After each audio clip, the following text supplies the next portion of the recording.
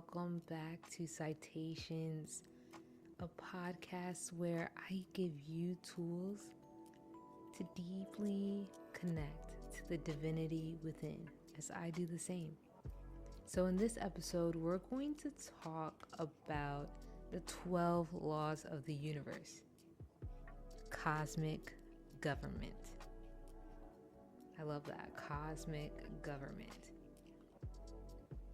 So we live in a universe that is governed by sacred, unchanging laws.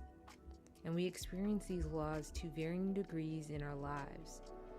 But what is not varying is that all these laws, all these truths are unwavering. Just like the law of gravity, it's futile to resist these laws. Acceptance that this cosmic coherence influences our human experience is crucial towards a more peaceful and conscious life. Divine laws come with the territory of divine order, and there are 12 principal laws of the universe, more like supreme principles. And these have penetrated every culture, civilization on the planet. So there's a lot of interpretations of these principles. But after reading the Hermetica, the Kybalion, other metaphysical and philosophical texts, this is what I've come up with as a cohesive 12 principles that are pretty much maintained throughout the universe and through ancient thought. So let's dive into these universal laws, their concepts, and even real life examples, and how they will impact us spiritually. So the first is the law of divine oneness. I talk about oneness a lot, and that is on the premise that all, and I mean all, is part of a grander scheme. We are each a thread woven into the vast fabric of the universe, each playing our unique and important role. There's no experience that is too small. All that you do, learn, vibrate, and explore holds weight in this universe. And we can see this play out when we spread love. Spreading love is the most powerful force of all. Despite many being under the illusion that fear, hate, and greed is somehow more powerful, these paths are rooted in scarcity, lack, and disharmony with the self. Love is the only thing that prevails. It is what we are. It's what we emanate when we are in our true, most natural, most highest self. And so this law teaches us a simple truth, that all that we experience has an effect on every other being on this planet. There's nothing that we do to someone that we don't do to ourselves. There's nothing that someone does to us that they aren't doing to themselves. There's no separation, only continuation of the source of all. The belief in a divine part, being a part of a divine whole, can really inspire us to move with deeper sincerity in our being. When we're active participants in life, we can deepen our personal fulfillment and impact on the world around us. There's no need to be a passive observer when we understand that we are all interconnected. By aligning our thoughts and actions with our chief aims, our personal philosophies, this allows us to really live life and not resist life. I talk a little bit more on this law and how separation is an illusion and we're all really interconnected in my YouTube video on my channel, and I'll link it in the description below. The next law is the law of vibration.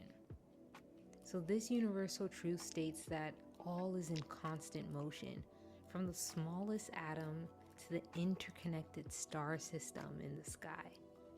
All is vibration and its unique frequency blueprint. Everything that we think, feel, and do carries its own signature frequency. A mantra that I begin to entrain in my spirit is mind your vibration. Instead of minding your business, this is bigger, minding your vibration. This reminds us that how we vibrate emanates into the world and has profound effects on not only our consciousness, but also what we comprehend and those around us. Minding our vibration shifts the focus off of what we observe in this lifetime, but rather to how we respond to what we observe. And in our response lies our power. We are invited to expand our minds from the illusion of separateness to the level of interconnection. How we feel, what we think, and how our actions affect the world around us. No, we shouldn't neglect our feelings, but when we widen our awareness to what emotions we are actually experiencing, we come to understand that it's more about progress and not perfection. So give yourself grace, love. You deserve it. You're worthy of it. Some ways to apply this law is by asking yourself some questions. Like, how am I feeling? What type of vibration in this current moment am I sending into the universe? What am I grateful for? Am I responding or reacting in this moment? How am I inviting calm into my life? Ultimately, you attract what you are and how you vibrate. So mind your vibes. The next law we'll touch on is the law of action. In the spiritual community, it seems like action is demonized. And it shouldn't be, because it plays a pivotal role in our 3D experience in this physical world. Without action, we wouldn't be grounded here in the 3D. So by aligning our frequency to the highest timeline and version of ourselves, this law of action really turns our potentiality into reality. As I said before, action is a grounding force. It is needed in this 3D realm because it stabilizes our beliefs from internal perceptions into a universal response. So whatever you're working towards, each step, no matter how small, brings you closer to your destination.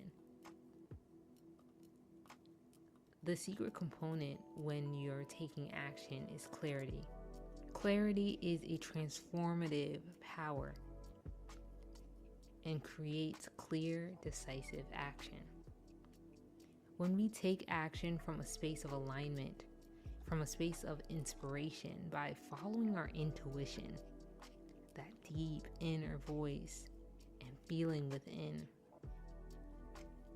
this is what allows us to move more in the direction of our own inner compass and make more progress than we've ever made in our journey. If you've been living a life where you've been disconnected from yourself, not really following the direction of your own inner compass, tapping into the feeling of what may make you turn away from yourself, and understand that to really and truly make progress that you love and desire and deserve in this journey, it's by aligning yourself with your own inner compass. By learning to love each step along the way, we begin to emanate from a space of gratitude and abundance. where it's not so much of the outcome or the manifestation or materialization of our desires, but rather the process of what we've been doing, what we've been being along the way. As one of my favorite spiritual leaders and teachers, Aaron Lyons, would say, reality is our playground, and the options to play are unlimited. By taking action in the direction of our desires, we're saying yes to playing on the playground. When you play on the playground, you're just trying to have fun. You're gonna try the monkey bars, you'll slide down the slide, you'll jump up the steps. You're not trying to figure out exactly, okay, what's going to be the outcome if I do these things. You're just in the moment. You're in the process. That is what life is all about. Sometimes we take it way too seriously, trying to figure out the how and the outcome, when that is really none of our business. Our business is to have fun. And so with the law of action, this calls us to have a front seat, in the driver's seat, complete active participation in our lives. And being the main character means taking action towards what you're being drawn to. Period, point blank. Let's jump into the next law, the law of correspondence. Reality is a mirror, and the object in the reflection changes only when the object reflected shifts.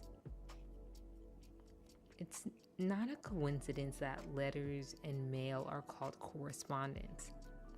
The universe sends us messages through patterns, people, circumstances, environments, animals, thoughts, and feelings. These things and messages, they correspond with how we're feeling or what we're vibrating or how we are aligned in some way. There's nothing random in the universe, even though it may appear that way. So this law operates from the Hermetic principle, as above, so below, meaning that our outer reality corresponds directly to our inner reality. Our inner environment sows seeds for our outer environment. And this is where our beliefs and thoughts are mirrored in our external reality.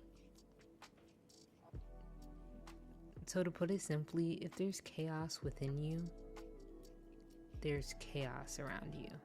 If there's peace around you, there is peace within you. The universe is saying, hey, the ball is in your court. How are you going to play the game? The law of correspondence empowers us to take a step into our creatorship, to embrace the power to change circumstances by shifting our internal state of being. So here are some ways that I like to put the law of correspondence into action. Taking time to reflect. Reflecting on your inner world, stepping into solitude. It's okay to be silent and still. Reflect on what has been showing up for you. How have your thoughts been lately? What are some cycles that you've been experiencing? And expanding your awareness into what has your dominant vibration been. You truly are powerful beyond measure. Becoming internally balanced is the path to creating a more harmonious outer experience. When there's turmoil outside, there is most definitely turmoil inside. This brings us to our next law, the law of attraction.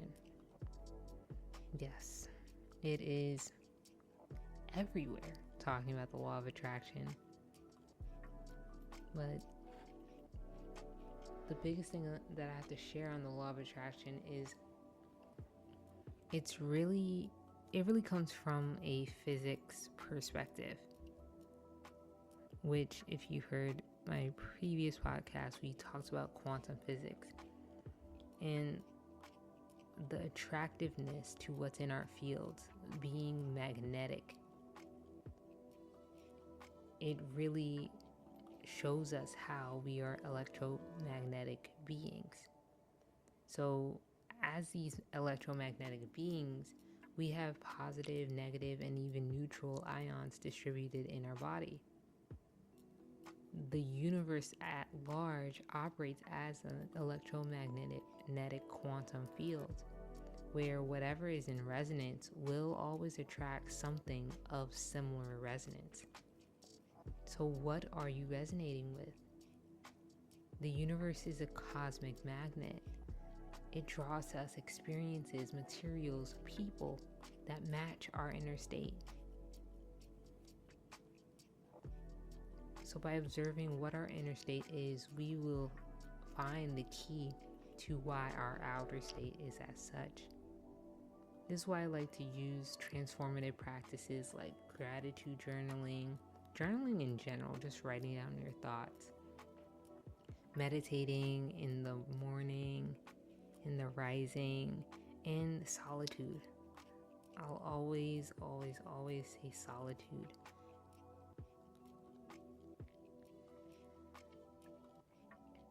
Being silent is powerful. Being with yourself, with your own energy, is powerful. When we do this every single morning, this sets the tone for our day. While degenerative practices like scrolling, consuming, and distractions greatly set the tone of our day towards a different path. But either way, we are attracting both. And so a major part of how we can and do attract what is going on with us and what is in our world is through our heart chakra. This is our greatest magnet.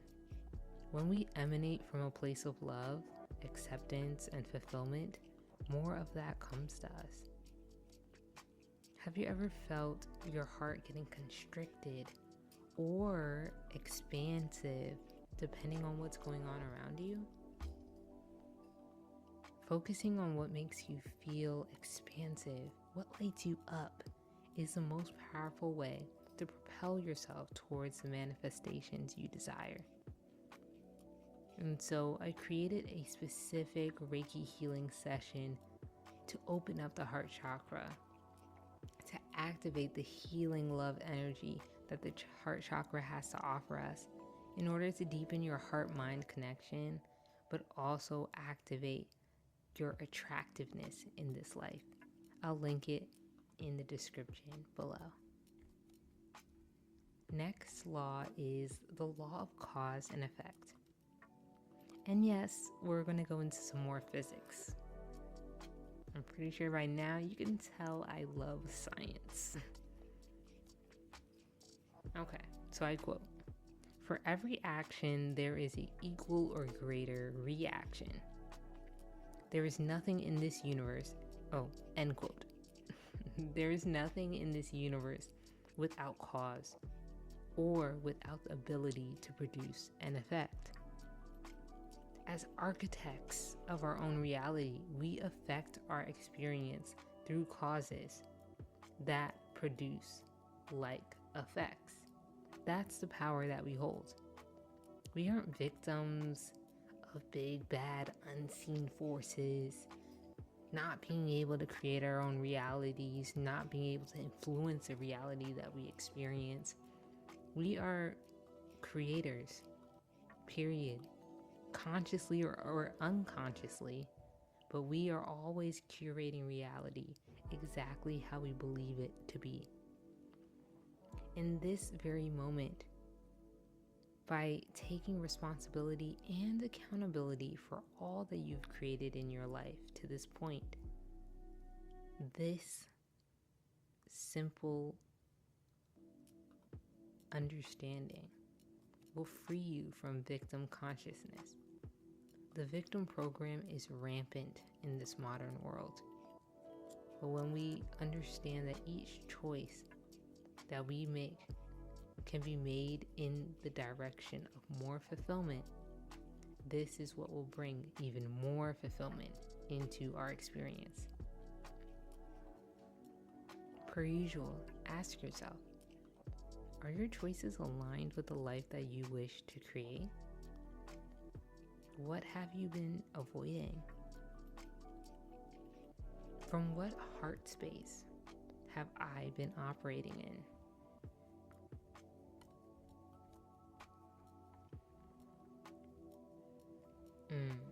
So let's go to probably my favorite law, and this is the law of compensation. What you send out into the world comes back to you multiplied. This law operates on the level of your energy and intention, not just ego transaction. Because you exist, you are compensated in all ways, so many ways beyond just money. You simply chose what you put out into the world, and the world will give it back to you.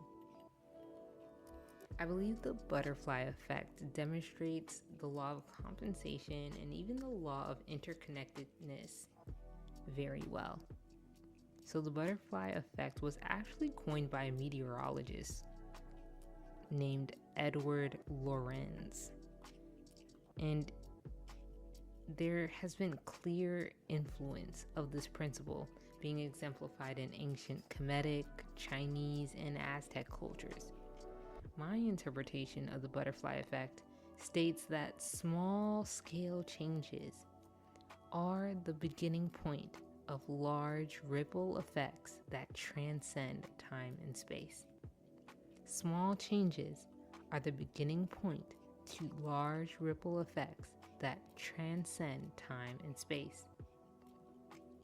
Lorenz noted that a butterfly could flap its wings in one hemisphere of the world and cause a hurricane in another. Now talk about impact.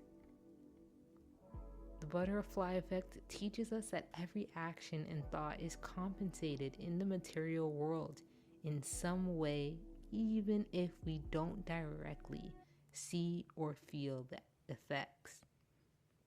This is an empowering perspective. And personally, my interaction with life has shifted greatly when I harness the belief that I am always thoroughly compensated by Source.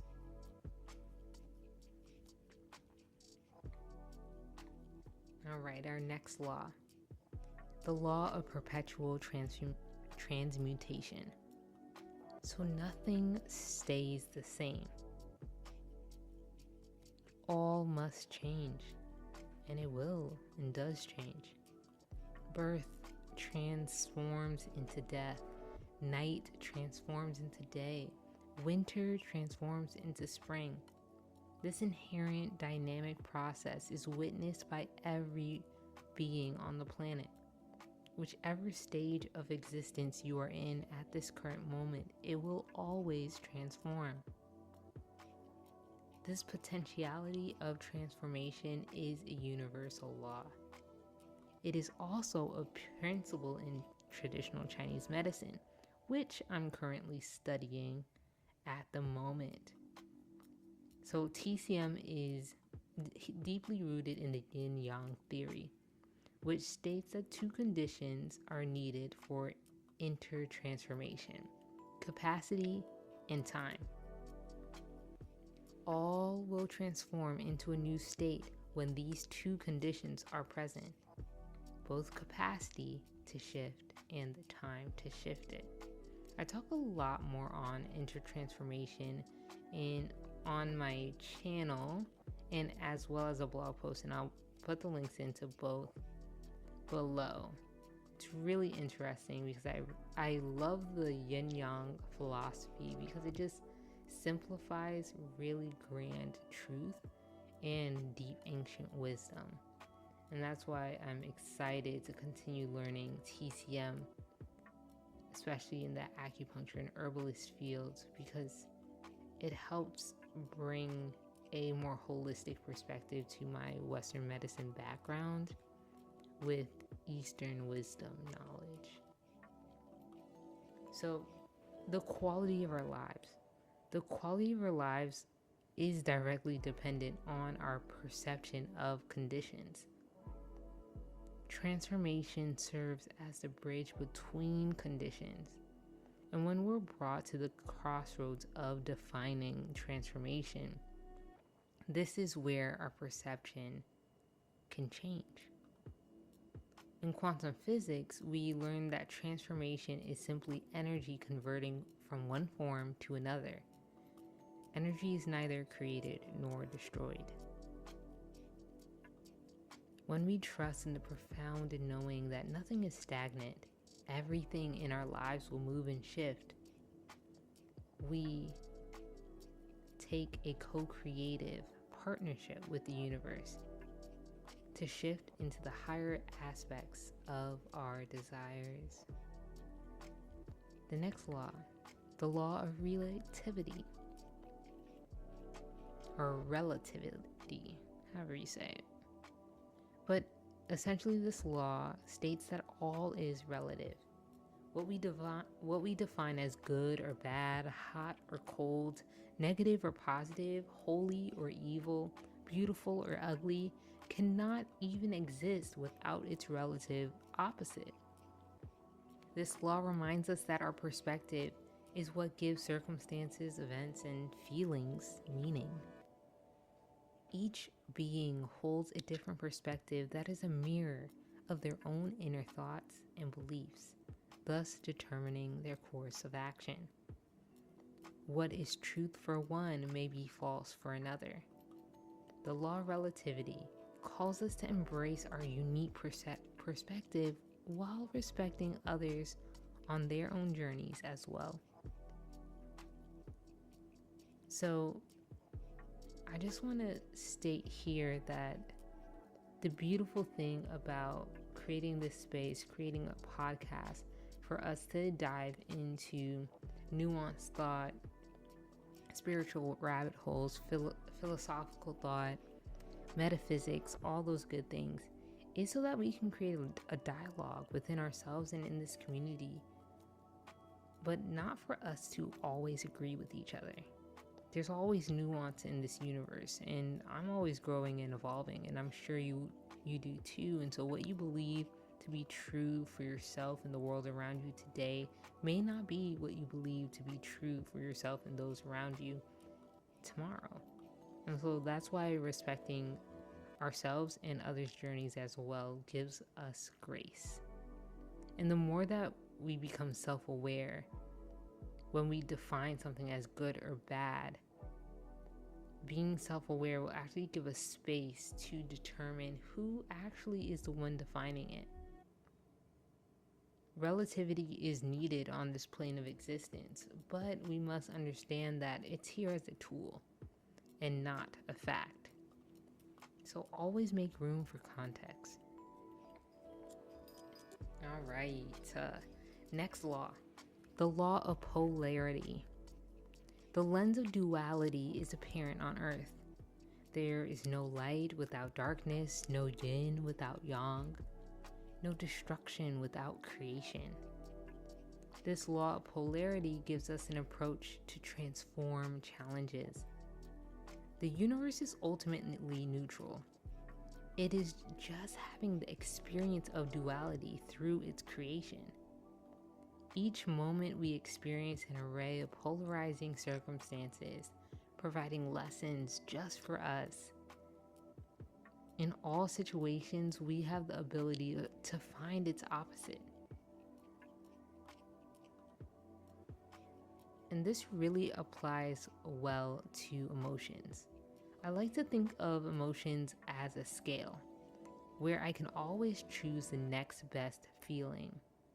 Abraham Hicks, she shares very valuable insight on this topic of emotion being our guiding system, or our GPS. She states, if you find yourself experiencing doubt, You may not be able to just move to enthusiasm, but hope will do. All right, next law, the law of rhythm. All happens when the time is ripe. There's a natural rhythm to the universe.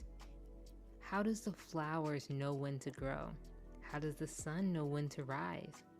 How does the moon know when to shift and phase out? How does the tide know when to move in and out? How do birds know when to migrate? There's a divine wisdom and knowledge that permeates all of life, matter, and existence in this plane. From animals, plants, and humans, we are all spiritual beings having a chosen experience. Move to the beat of your own drum. This is your intuition, that inner guiding system. Here are some tips that I use to connect with my inner self, and that may be helpful to you. Sitting in silence. I know this applies to a lot. It's always my go-to because the silence represents the void. It represents where all life spans from. Sitting there will give you wisdom that you may have not tapped into. Next, immerse yourself with an activity you love. It'll put you in a great vibration, but also your intuition will just flash some thoughts and insight on your path while you're doing something that you really love to do. Meditation. Meditation is a secret sauce. 5 to 15 minutes will do your mind, heart, and body really good. Step into nature. Be among the trees. Hug a tree. Talk to a deer. Whatever you need to do, but connecting with nature, it helps remind you that you are nature too. One of my favorites is listening and dancing to music. Dancing to music alone in your room is phenomenal. Best thing. 10 out of 10. I highly recommend it, especially when you're not feeling like dancing. That's probably when you should dance, because you'll feel better after. Another one is taking a walk. This gives you space to just cleanse your aura, cleanse your energy field, so you have a clear channel for your intuition to come in. And being in the present moment, connecting with your breath, is always so grounding and very helpful. These are some great starting points to begin hearing yourself, to really hear what you have to say. And next and last, definitely not least, is the law of gender. So the law of gender, this reveals that all in the universe contains a masculine and feminine aspect. The law of gender really shows us the harmony that lies deeply within all of existence. Within the masculine aspect, these are governing the qualities of provision, action, logic, and assertiveness. Where the feminine aspect governs qualities of creativity, receptivity, intuition, and nourishment. To live a full, content existence, balancing the interplay of feminine and masculine aspects are key, because neither is superior nor inessential. We need both of these aspects to thrive in our lives. Cultivating divine expression of the feminine and masculine aspects, we must really honor their existence and create room to flow between both.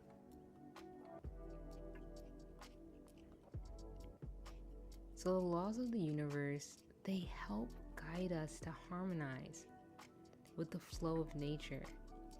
By observing these laws, we're able to navigate life and curate a deep sense of oneness with all that is.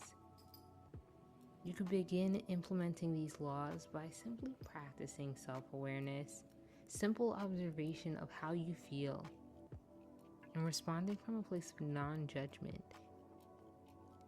And you can show yourself how you perceive experiences. And this will also simultaneously show you how these laws are operating effortlessly in each moment of your life. Whether you believe in gravity or not, you're still 10 toes down. When it comes to the laws of the universe, they skip no one and they provide consistency with all. May this illuminate your path. Peace. Till the next one.